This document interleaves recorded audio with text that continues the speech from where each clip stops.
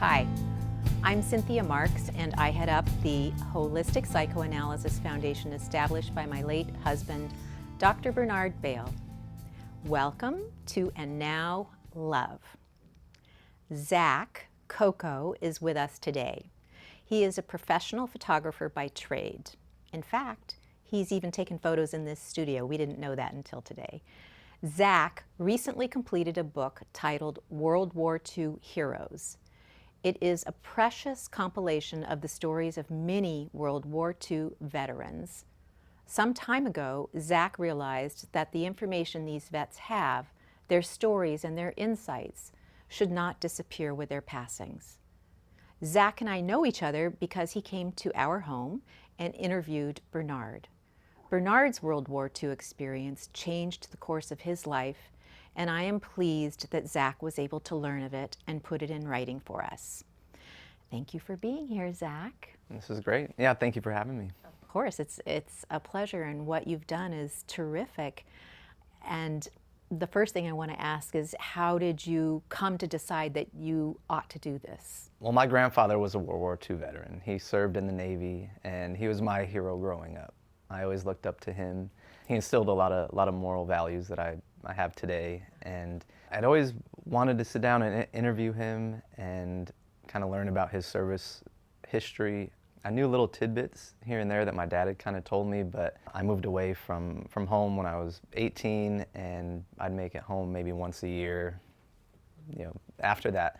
And the time never seemed right, or I just always felt like I had the opportunity and it would always be there, but more time in the future, more you time. could always get to Yeah, it. you always push it down the road, but yeah, he got sick and he died, and that kind of lit the bulb in my head, and I realized this whole generation was kind of leaving us rather quickly, and that's what started my mission.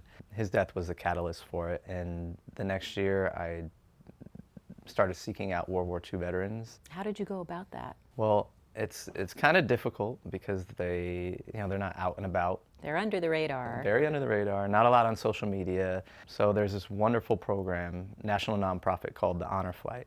Basically what the program does is it flies veterans to DC for free so they can see the memorials that were built for them. It started serving World War II veterans because the World War II memorial wasn't completed until 2005, I believe. And it was completed after Vietnam Memorial, after the Korean Memorial. So they were kind of built backwards. So yes. These guys were already in their 80s, and the opportunity for them to see the memorial was probably impossible for a lot of those guys. So it was created around that time. My dad took my grandfather on a trip, on an honor flight, and I flew out there and I surprised him. So I documented that trip. I have photos of it, and I didn't fully grasp what it meant until after he passed away, and I was looking at the photos again, and then it really struck me like how impactful this was, on him and the other veterans, and then also on me. So when I started my mission, my project, I looked to the Honor Flight as a resource, and it just so happened at the time that I was starting my project, a hub in Los Angeles was starting up. So one didn't exist until this very same year. So I had reached out to the director, and they were just getting started up as well and didn't have the funds or the resources to bring additional or unnecessary people aboard. So I offered to pay my own way. So I flew out to DC, followed this group around, documented their group's trip, and then donated the photos to the families, the veterans, and the organization. And that was kind of the beginning of my relationship with them. I've done 17 trips with that particular hub. Wow. And they've flown, I think, over 1,000 veterans back to DC. So I really heavily leaned on the Honor Flight Network for reaching out as a resource to find World War II veterans. And then once you get into the community, it just kind of snowballs, and Sure. so-and-so knows somebody else, and you get referred to other amazing individuals. So. Is that the only trip the Honor Flight takes is to DC? I know you mentioned that you'd been to Normandy. Is that a different organization? Yeah, it's a different organization. Honor Flight was created, and that's their main mission, to get veterans to DC. There's other organizations that do various different trips around the world. Some go to the World War II Museum in New Orleans. Forever Young Veterans, that's another group that I volunteer with, and they take veterans back to where they served. So that was the Normandy trip. I've also been to Germany and Belgium with them, with a group of World War II veterans, and Pearl Harbor for the 80th anniversary there. So all amazing experiences, and especially to be there with the veterans who served and lived during that. I can't even imagine. For you, going to all those different places with all these men who had pretty potent experiences, did you pick up on any of their feelings, or did you come away feeling different about those people that served, or different about those places, or different about humanity than you had before? I guess the short question would be, was there something eye-opening about those experiences for you? Well, my first time to Normandy and my first time to Pearl Harbor, I was there for the anniversary. So the ceremonies that took place on the day, naturally. On our way to each ceremony and while we were there, I kind of did some self-reflection and imagined at this time, on this day, 75 years ago, 80 years ago, this was happening in this place. So it's a little tough to comprehend the chaos and the brutality that was taking place in such a peaceful and serene space today. But just trying to imagine, like, at this time, thousands of troops are invading the shoreline, and I'm just trying to imagine the chaos and putting myself in the shoes of the soldiers that were there, which I could never do, but just to have a little bit of perspective. And a few of the veterans that I returned with, especially one gentleman, Jack Gutman, who is in the book, he served as a medic on Omaha Beach on D-Day, and he had never been back until 75 years. He returned, and he struggled with PTSD his whole life. He openly talks about his battle with alcoholism and the struggles that he had to overcome, and he ended up writing a book himself, expressing his experiences and how he overcame. But returning to Omaha Beach with him, it was very emotional for him. My job was to document the trip and to capture images, so there's also kind of a delicate balance to wanting to give him his time and his space, but to also capture these moments that are impactful. So there's no forced sharing of information, of course, because these could be, for lots of people, very private moments where they're experiencing something that they don't even want to share. And something I wouldn't even be able to comprehend what they're going through. So. Yeah, but there is something to that, and it is, as you say, you can't, as a person outside of what was going on, you can't ever really experience what was going on, what sort of terror or fright or those things that must have been happening. But I even remember as a little girl going to a Civil War site, and it was, as you say, this very peaceful, beautiful field with trees, and you could hear the breeze blowing, but yet knowing what had happened there created a huge impact, and it was valuable for me to feel that. Yeah, they seem to choose the most beautiful places to fight. Yeah, what's that about? So, of course, you met with over 100 veterans, and you've put together this book. You're still putting together more interviews, is that right? Since COVID hit, I've kind of stopped with the interviews and redirected my focus towards documenting these various trips with different organizations. I see. So.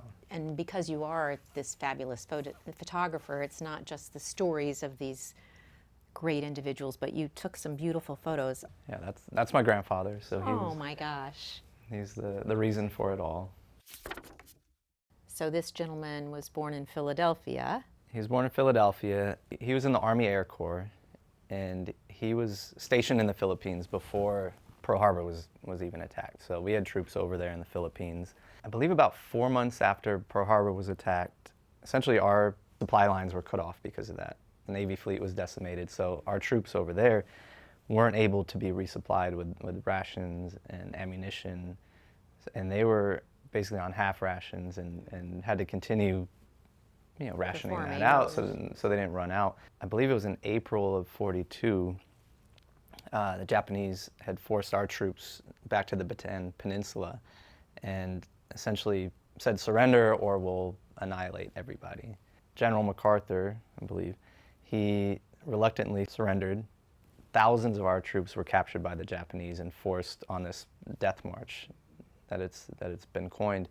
I believe it was different for each individual, but up to seven days of just marching with no food, no water, extreme heat. The slightest infraction, they would be tortured, killed, beheaded. You know, some describe seeing troops run over by tanks. Oh my gosh. And the Filipino citizens would try to throw food at these guys to help them survive, and even if they went to the roadside to get some water out of a puddle that probably was diseased anyways, they'd be killed. So he survived that. Unbelievable. In a prisoner of war camp for the duration of the war, survived the hell ships. He was working 12 hours a day in a coal mine, being fed nothing more than a small ball of rice. At one point, he ended up in the zero ward, which was essentially where they went to die. And he told me he saw this bottle of liquid on the ground. He had no idea what it was, but he thought it would end his life. And in turn, it ended up cleaning him out and healing him back to health. And that's kind of what got him through the rest of the war. But amazing. His story is very, very interesting because after the war, he returned home, he regained health, and he started a jewelry business and eventually moved out to Beverly Hills, opened up a shop there, and became a jeweler. And Elvis was one of his big go-to customers, and he designed numerous pieces for him. The iconic TCB with the lightning bolt, that was Solomon's design. So. And TCB means? Taking care of business. Mm-hmm. Yeah. But Solomon forgave his captors and the torture and beatings that he endured. And did he talk about what it took to forgive those captors? From my recollection, it didn't take a lot for him. I think, and I don't want to misquote him either, but I think he kind of understood that partly they were doing what they were told. They were doing their job, so to speak. But I feel like a lot of that hate and animosity that he had just kind of left once he returned home and was able to find peace. He was a very, very loving man. I mean, he felt like a grandfather to me after my grandfather had passed. And so you became kind of close in a way. Yeah, we'd go down. I'd have lunch with him, and I visited with him multiple times. And well, I wonder if part of that forgiving has to do with giving some amount of thought to it, just in a way being the luck of the draw. It could be turned around where you're holding people captive and you're putting other people in a horrific situation as a soldier, and you're just doing what you've been assigned to do, which has to create all sorts of uncomfortable thoughts and feelings in one's body and head and heart. I imagine there's a strong internal conflict that people faced. So many times you hear that veterans don't even want to talk about their experience. I assume, and maybe it's not correct, that it's just because it's too painful, just both in terms of the visual that you might have to create in your head and in terms of wrestling with your own feelings about what you did or didn't do. Did anyone speak about that? Probably not. If they chose not to speak, they're not going to speak about that. Well, it's interesting, and because that is like a common phrase. They don't really like to talk about it, and I totally understand that. And I can't speak from personal experience, but I imagine that if you've been through something traumatic, you're not just going to openly tell people. But if you were to sit down like we are now and kind of have a conversation, and you're asking questions that may allow them to open up and speak about those things, I think there's opportunity there, rather than just kind of waiting for somebody to share that information with you. So I suppose too there'd be some concern about how what you're saying is affecting the person that's hearing it. I agree with that, and I think a lot of the times the veterans are trying to protect their family from hearing that, because you do hear from family, or I have heard from family a lot that, they never talked about this. I learned a lot from the interview that you did with them. But of all the veterans that I approached, I think only one said they didn't want to speak about it. Another one denied me an interview because he didn't feel worthy, that he belonged among the others, because he didn't feel like his contribution was significant enough. But after sitting down and face to face, I spoke to over 100 World War II vets, and they all shared to like varying degrees. Some weren't as open. Some would speak for 5 hours without me having to ask a question. Amazing. And some of their memories were just like it had happened yesterday. So. And were they sharing like the day-to-day stories, or those stories that were more monumental, or were they sharing some amount of feeling about the experiences? What they would share mostly would be, yeah, the actual events that took place. I would try to ask, like, how did that make you feel? And I don't think there was a lot of depth to the response a lot of the times. Yeah. I mean, I also feel like a lot of times it was kind of a silly question. It's like, what did it feel like to be getting shot at? And it's like, right. Well, I think it's pretty obvious what that feeling would, Sure. fear and. Looking back, these people looking back at their experiences, what would it well up in them, or what did they think about? How was life different for them had they not experienced that? I mean, they wouldn't know because they did experience that. But as I mentioned to you before, I'm so curious to know if that kind of all-in horrific thing makes you think about your life differently. Like, here, I thought I was going to do this simple thing, and now I see how fragile we are as humanity. Now, what do I do with this information I have?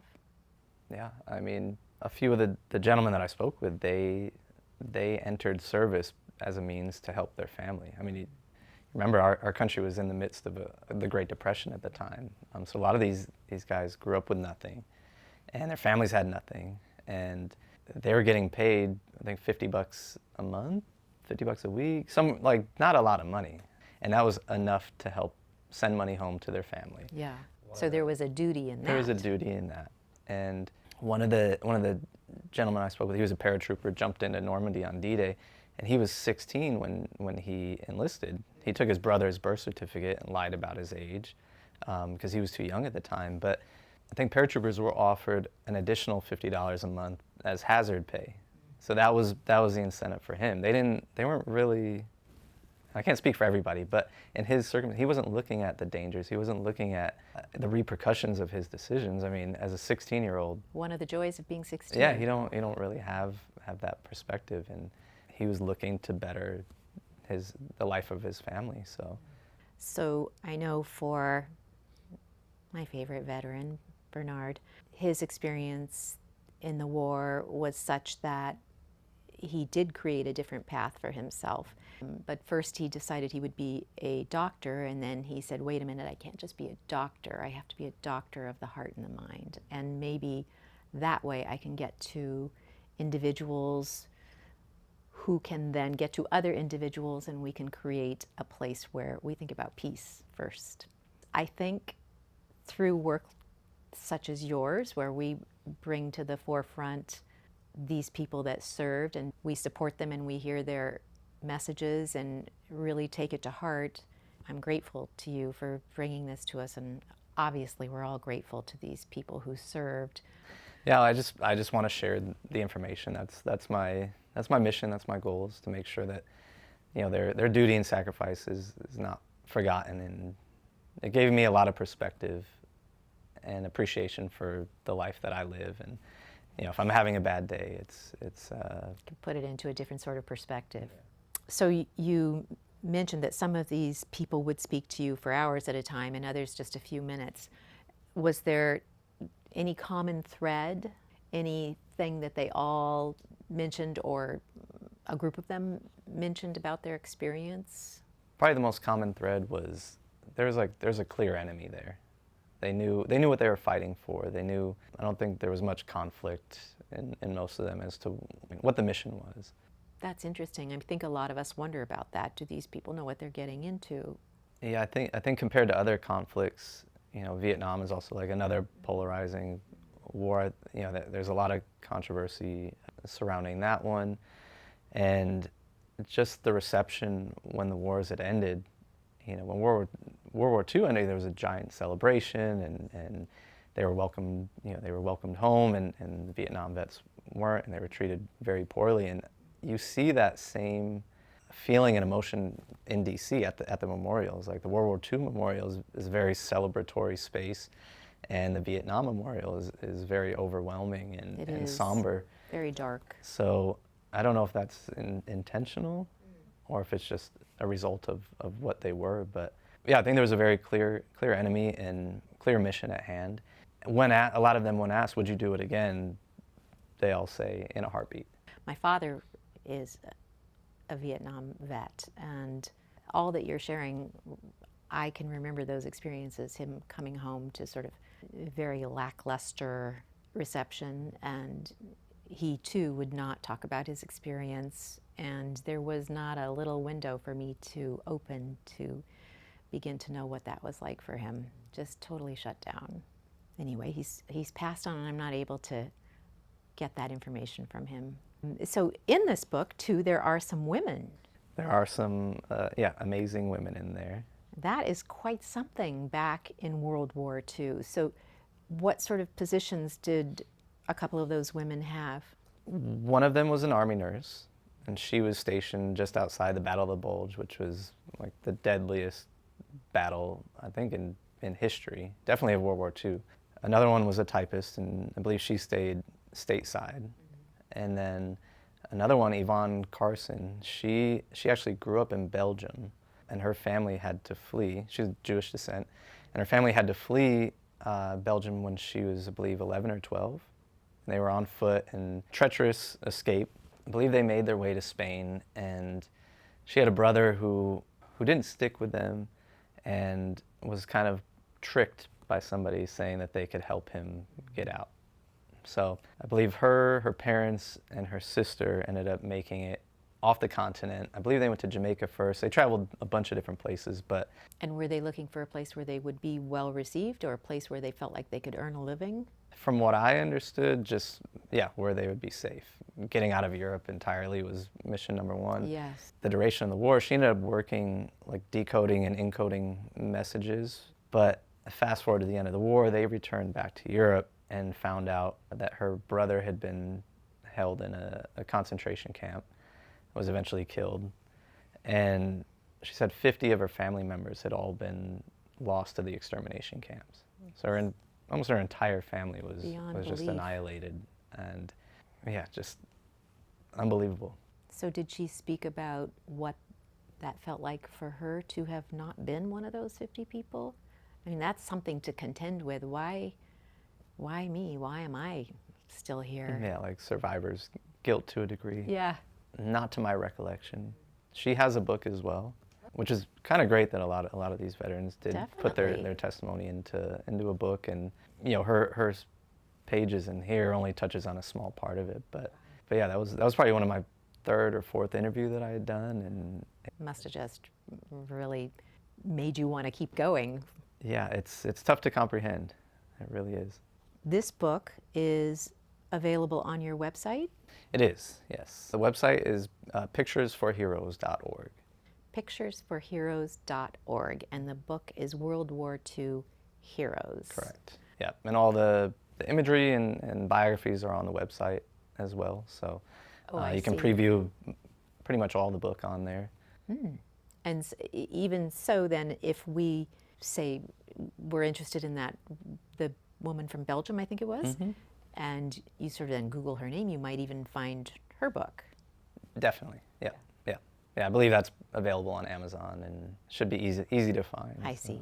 But yours is easiest to find on your website. It is. Well, thank you for sharing that. And just to kind of go back to Dr. Bale for a moment, I'm so pleased that he was able to share his experience with you and share his experience in the film that was sort of documenting his life and with the goal of promoting his theories.